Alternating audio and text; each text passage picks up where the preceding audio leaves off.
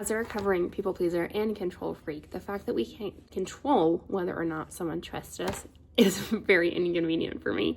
So because whether or not somebody has trust in us is entirely outside of our locus of control, here are two of my top strategies that I use to ensure that I am building trust. Communication is a big part of trust. And so if I can build trust with the biological families of the children that I foster, then you guys can build trust in your less complicated relationships with these tips as well. So the number one thing that I try to do is I try to communicate consistently.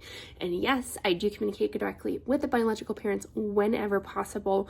Usually this is through a Google Voice number and text messaging. I'll often have the caseworker and the GAL in the text thread as well, just so everyone can be on the same page about what type of communication is happening. If that's not an option, and unfortunately I have had cases where it's not an option, then we'll go with a little notebook that I'll send back and forth to the kiddos for the visits, including updates for mom or dad, letting them ask any question. So if I went through my phone and I counted all the text messages that I sent just for one of the children in my care the other day, I probably have like 30 text messages just about visits and how this child is doing, etc.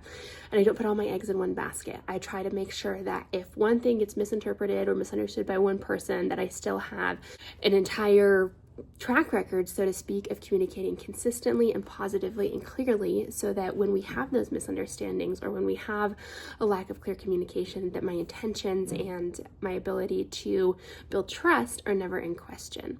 So it's not a perfect system. Obviously things still go wrong, but communicating consistently, openly, and clearly are some of the biggest ways that I work to build trust with the families of the kids that I foster.